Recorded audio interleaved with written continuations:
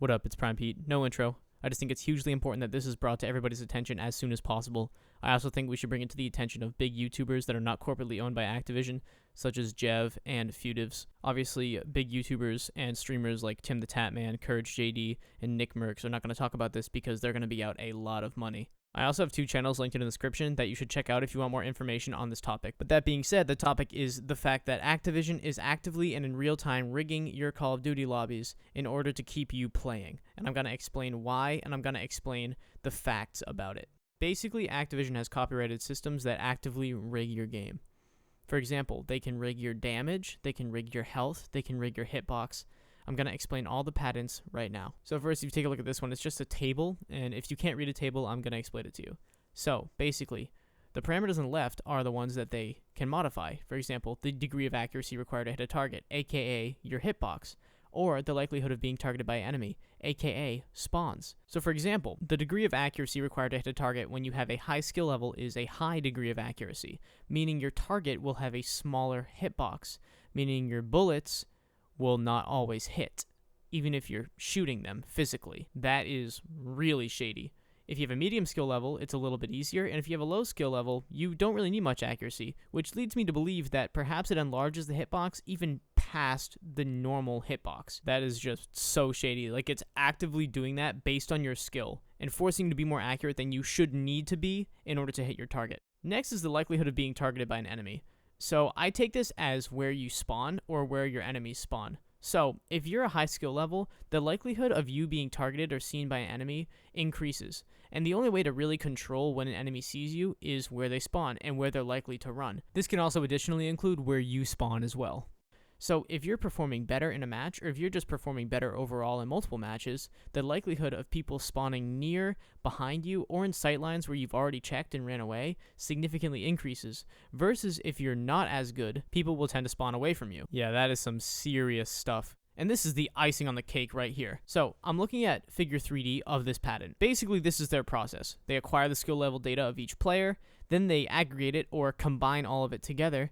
Then they modify one or more parameters of the game session, such as hitboxes, health, damage dealt, etc.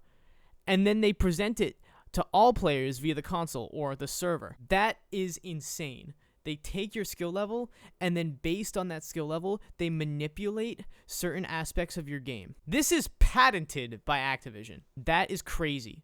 It's more like playing the lottery than actually playing a game, because skill barely matters anymore. If you ever wonder why our TAC 56 sometimes takes 3 bullets and then other times it takes 6, it's because the better you do, the more damage you have to deal to somebody in order to kill them. That's actually insane. Or on shipment, when your SMG takes 3 shots to kill, and then all of a sudden you plug 5 headshots into somebody and they're still alive, they whip around and 2-shot you. That's because you're doing better and you have to deal more damage to them, and then they can turn around and just hit you with 2 bullets and you die because your health has been reduced. That's actually insane. I've seen that happen multiple times, and honestly, most of the clips I've seen of people trying to prove this is them shooting somebody else a lot, and then that person turning around and firing 2 bullets from the hip, and they die. It's clear, it's blatant, you cannot deny it. You can't say get good or get better aim or they're just better than you.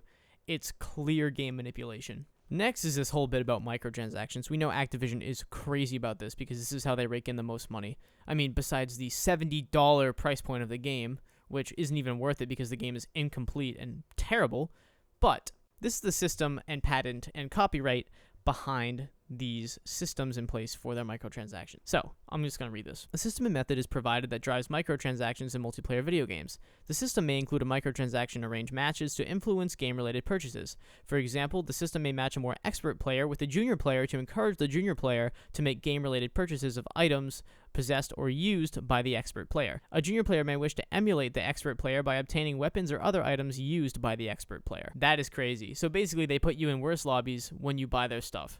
Wow. This is an extension of that. For example, a microtransaction engine may match a more expert player or otherwise influential player, e.g. a clan leader or just a good player in this case, with a junior player to encourage the junior player to make game-related purchases. A junior player may wish to emulate an expert player by obtaining weapons or other items used by the expert player. Other types of pairings and groupings may be used as well. Basically, if you buy things in the game, like cosmetics or blueprints or whatever, you get put in matches with worse players, you do better, because Activision literally makes you do better, and then they see you doing better with those cosmetics, and they say, oh, I want to buy those too. This is basically what Activision thinks is going to happen. And then once they buy those items, then they get put into matches, and then Activision buffs them, they do better, and make other people want to do it, and then they get buffed. This is actually insane. You play better if you buy cosmetics, and it's literally on purpose. Now, this isn't the first time we've heard about this. People have said all the time cosmetics are pay to win in some games. I really don't think that's true for games like Valorant and games like CSGO, where it's just a tactical shooter and you have to be super precise. In more arcadey games, especially like COD, I believe it. I would delve into the argument about skill-based audio, but honestly, there isn't enough evidence to back it up rather than anecdotal evidence, which I have experienced. I've had a lot of games where I'm playing very well, and all of a sudden, someone will just show up behind me, and they won't be using dead silence or anything, and they'll just be completely silent. I 100% believe that this is in the game, but as far as now, I can't prove it with facts. I can only prove it with anecdotes, so I'm not even going to try that because, the internet is a ruthless place. So my conclusion, please like this video. Please share this video with your friends that play. I advise just quit Modern Warfare 2 because it is not worth your time. It is a waste of time to play. I really hope sooner or later that players will start waking up to this, and also pros will start waking up to this, and especially the pros that aren't owned by Activision. Pros, once again, like Jev and Futives, who just give their honest commentary about the game and they don't really care because they have enough of a follower base. If we can spread this information to enough people, eventually we can get Activision to wake the F up. Thanks, guys. Take it easy.